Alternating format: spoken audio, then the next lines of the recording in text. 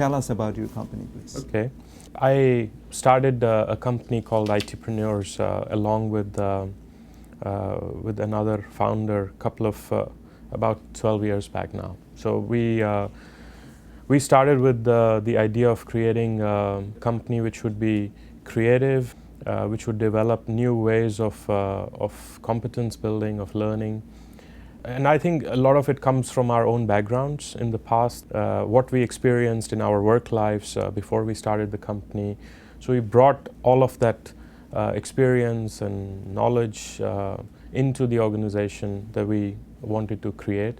More than that, we also wanted to create a great workplace which would employ diverse people, be able to create a new place in the value chain. And that's what ITPreneurs has been endeavoring to do over the last 12 years.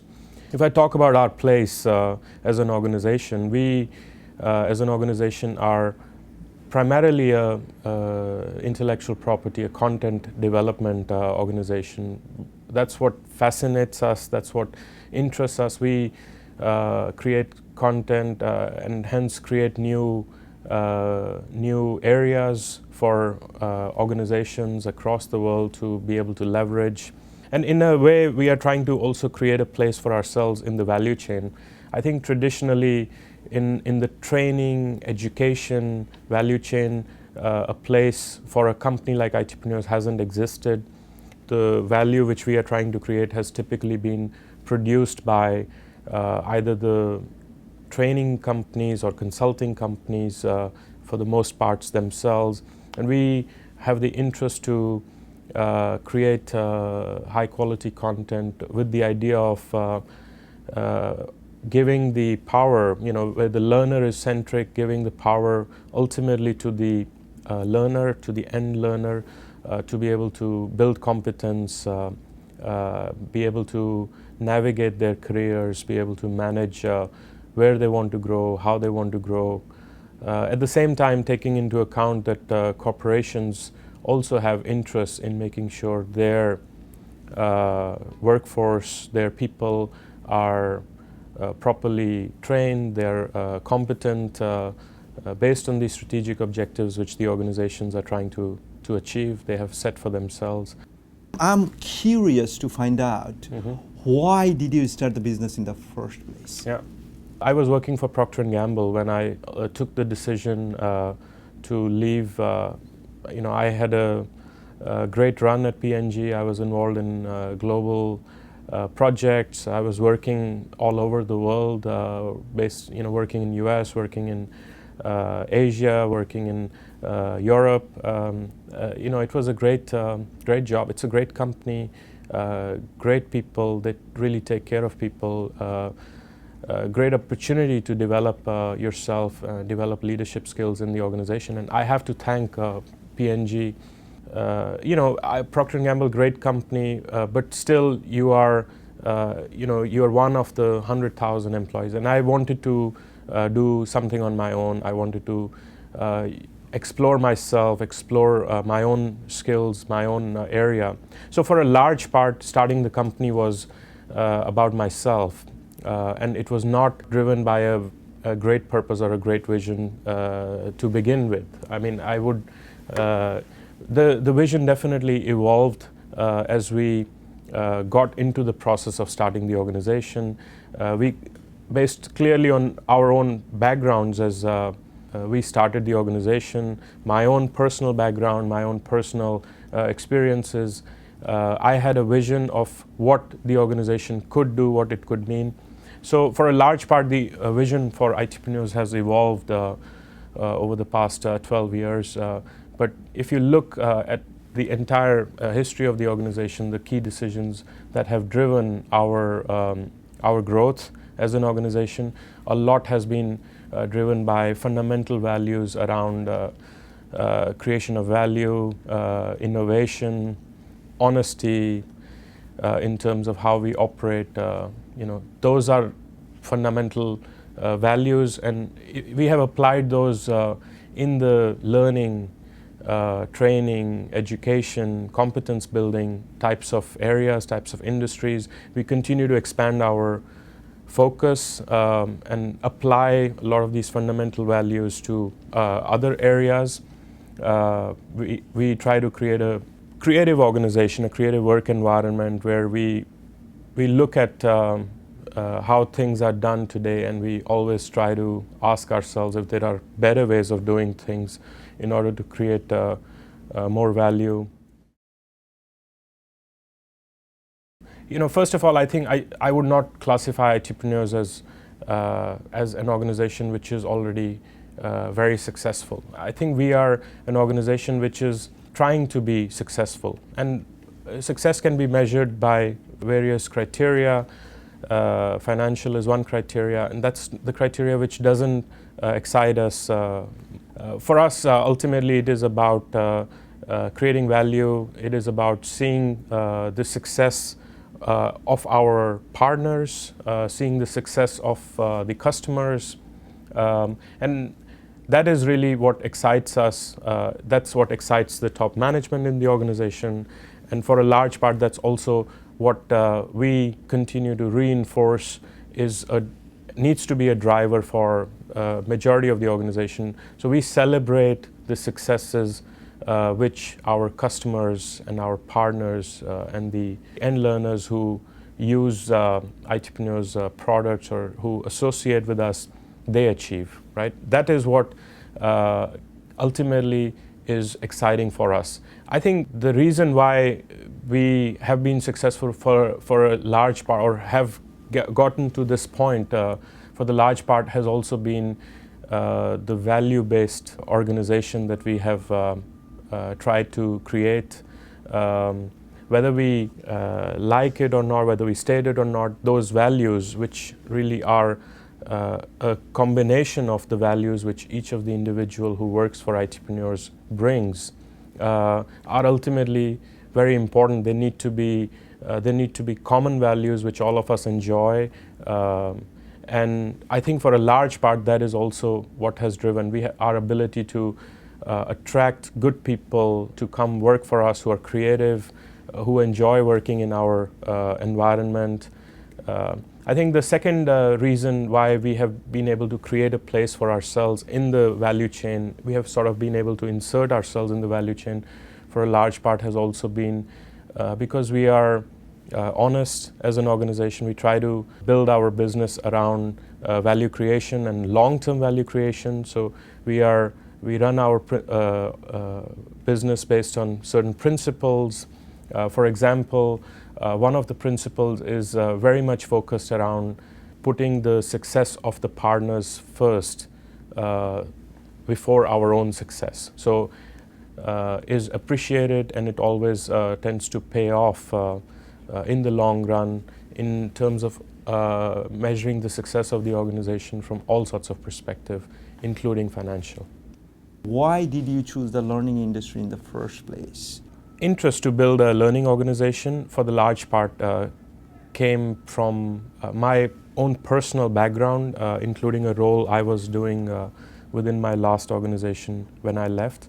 So I was excited about not the industry as much, because I did not know the industry. I came from a fast-moving consumer goods industry, right? That was the background. So, but what I really enjoyed was the whole approach, the whole purpose of competence development, competence building. That was something which interested me. I got excited about that when I was involved in doing that in my last job, in my last assignment. And so that's what attracted me to do something in this industry, in this sector. Now, I've been doing it now for more than 12 years. So, in that regard, I'm pretty much in a way a veteran in the industry, and I have continued to remain excited about it.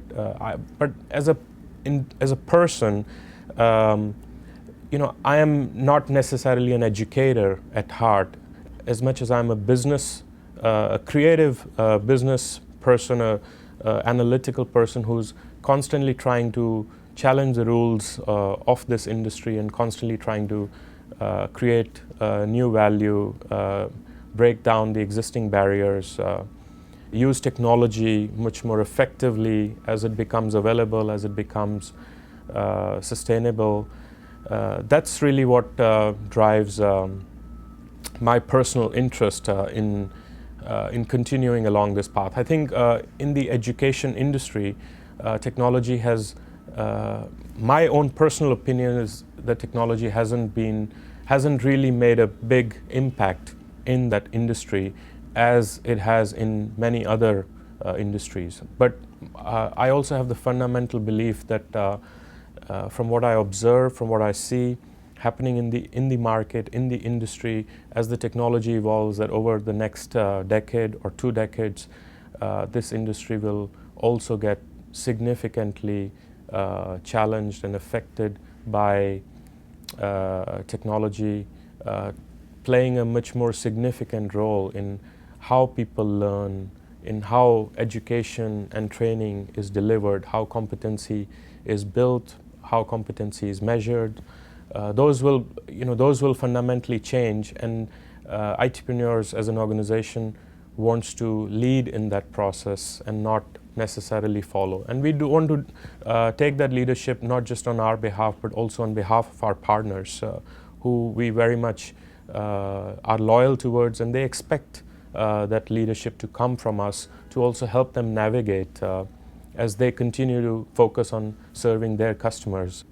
What is the most effective learning method? How can a person learn a lot more effectively given the fact that all the change is happening in the education industry? Yeah, I think our philosophy for the large part is driven by the fact that learning is a very personal process. And so saying that one method is more effective than the other method is a difficult statement. And I think for the large part, those types of decisions are made by certain individuals within organizations based also on their own personal styles or personal approaches based on what they feel is good enough for them will be good enough for the others. And we find that actually it's really a personal process, and I think the most effective approach would be to give individuals the freedom on how they want to learn and how they feel that they would most effectively learn by helping them along, by helping them understand and analyze what their personal style is for absorbing new content, new knowledge, being able to leverage it, being able to use it effectively.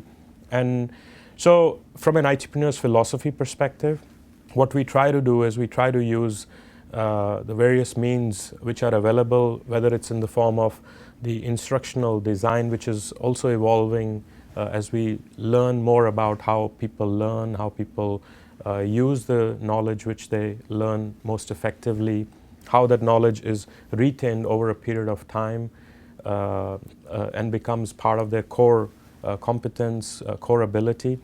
But also, as the technology is continuously evolving, how technology can be used more effectively to make learning a more personal experience. I mean, if you think about how our own behavior patterns have changed since the whole smartphone has, it is a recent phenomena, right? I mean, what are we talking about? 6 years back. And I think in 6 years already you see that people's personal behaviors have evolved and changed so very significantly in how they interact with technology to be able to still get the same type of experience as they were trying to get in the past. And so our interest is how do we apply that in our industry more effectively to give the individual more freedom, to give individual more choice, and but also enable them to be able to identify what their personal methods are, which they would prefer, which they would be most successful with,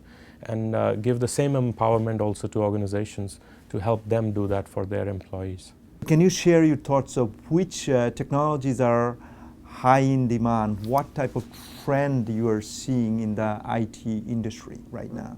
A lot of the research which we do and a lot of the decisions which we take are driven also by the trends which we observe, but also the scenario creation which we do. So as an organization, we do spend a lot of our resources in trying to identify what will be the competence requirements for the organizations over the next decade or even longer.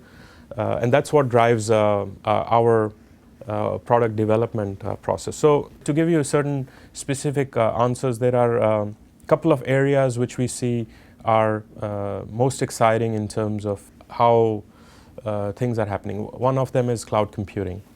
There has been enough said that cloud has the potential of reducing the costs of technology, changing fundamentally how IT organizations, but also businesses are structured, how they are able to go to market quicker, more effectively, how products can be developed and launched much more effectively, much more quicker. So all of this, and at a significantly lower cost, right? I mean, the cost elements are also critical part of making this a huge possible trend. So clearly cloud has been talked about, and I think we are still at the very beginning of this promise, which the whole integration of all the trends and technologies will be able to deliver. And we will continue to see that evolving over the next decade or so. I think big data is to a large extent similar. Big data has been around for a long time. It is not new, but I think the combination of emergence also of cloud has also made the possibilities with big data much more significant, much more massive in terms of what you're able to achieve with that. And and I think that's definitely one of the trends which we are seeing. Organizations are starting to see the power and the benefits which they can derive for themselves, but also their customers, by being able to leverage the power of big data, particularly big data in cloud, much more effectively. Some of the other trends which we are also observing, one of the trends is the business becoming much more technology savvy and technology enabled, and emergence of cloud also has a lot to do, and we see that business managers making decisions around buying technologies themselves instead of relying on their IT departments and organizations to make those decisions on their behalf. So they are feeling much more enabled. But what that is also doing is that architecture of how information flows and where information is used and can be effectively used within the organization is also starting to become much more relevant. So the whole concept of enterprise architecture is starting to become more and more useful for organizations as they start to develop a better understanding. They do more mapping of how all of these things can be structured, information can be better organized to be made available to the right areas of business. And another trend which we are seeing is around need for better digital security. So whole area of cyber crime, cyber security is also an area which is becoming, well, it is already critically important. We've seen so many examples of it, but this is going to become just more and more and more and more important over the next decades.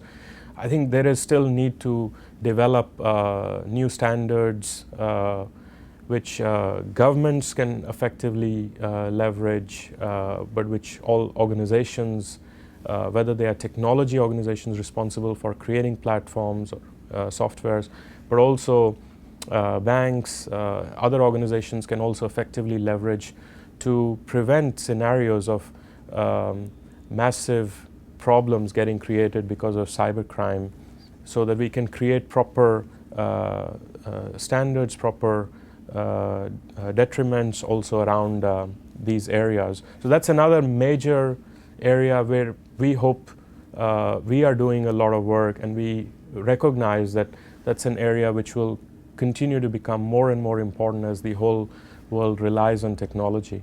Why do you think it's important for IT professionals to develop both business and technology skills?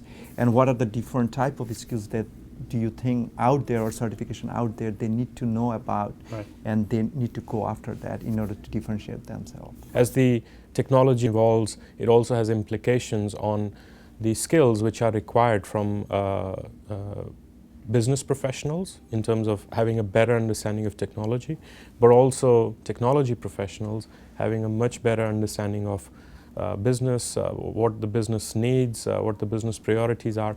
I don't consider this new. This is a challenge which the CIO, but also the HR organizations have had for the past couple of decades.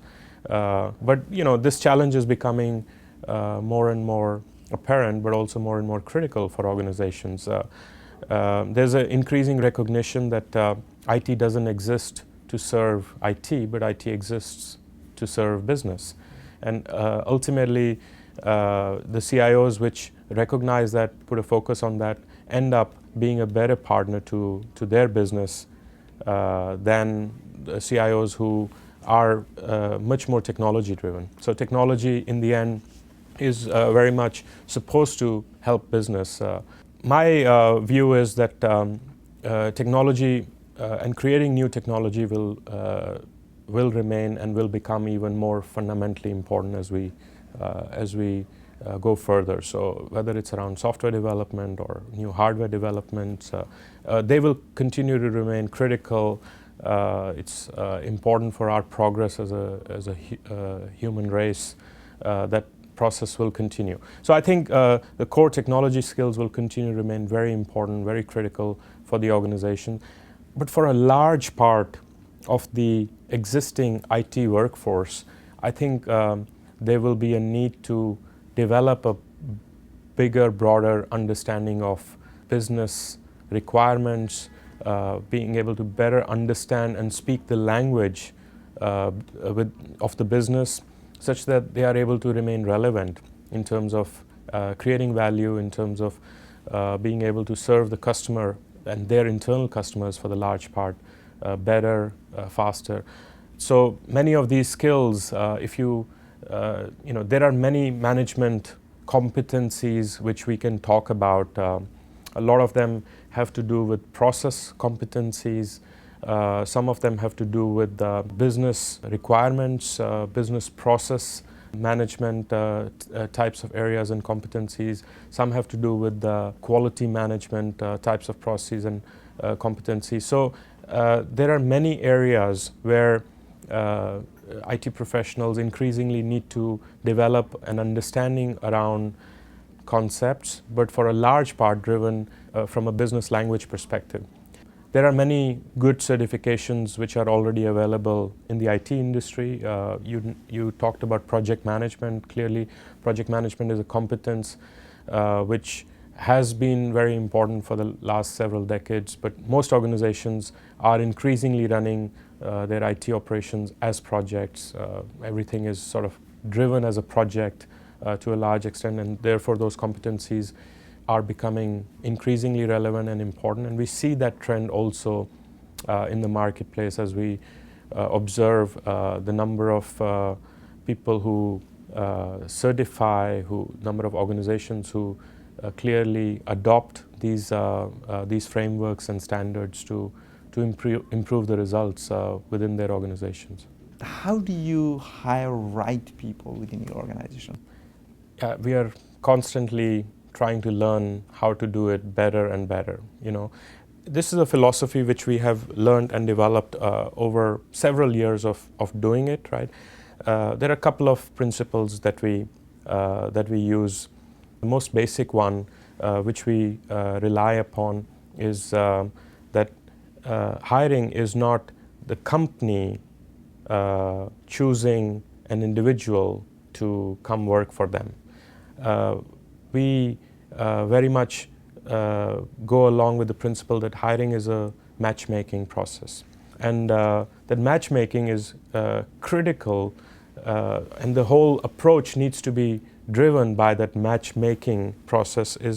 It is not about the company choosing the individual or the individual choosing the company or the organization. It is about them finding each other and liking each other. So in a way, the way we try to structure our recruitment processes are really more of a matchmaking process. So that's one of the areas which we look at. The other one is to make the whole process of selection much more inclusive, where we include the participants much more by giving them the experience of meeting several people within the organization before they join. We make it a crucial part of the process.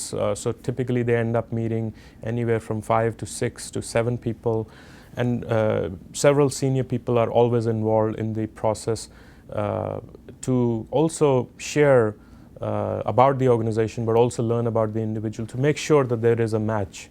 And that's also another thing which we do. We invest increasingly a lot more in the recruitment parts of the process, because we recognize that every time there is a mistake, it is not great for the individual and also not great for the organization, and that's a pity. So that match has to feel good from both sides. What are the different qualities you look for to define the right person that you mentioned earlier? I think the values is critical for us. We find certain values such as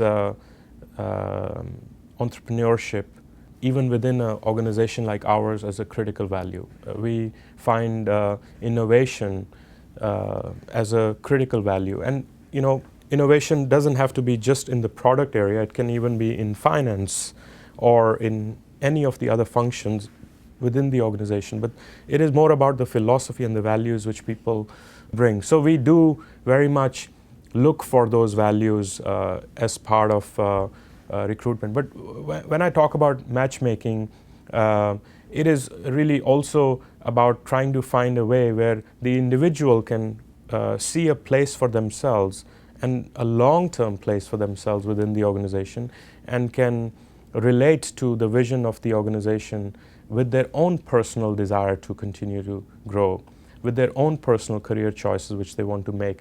And I think that matchmaking is for us critical. Every time we have made mistakes in our own selection process, or the individual who has come to work for us made a mistake, has been when this process has gone wrong somewhere, where we have ignored the gut feel or not listened to the underlying reasons why the individual has the interest to come work for ITPreneurs. So even if they have succeeded in all of the criteria which we set, but as long as we don't achieve that match in terms of where the individual wants to go and where the organization wants to go, we find it always increases the risk that there would come a point of divergence for the individual and the organization's vision at some point. What makes a good leader?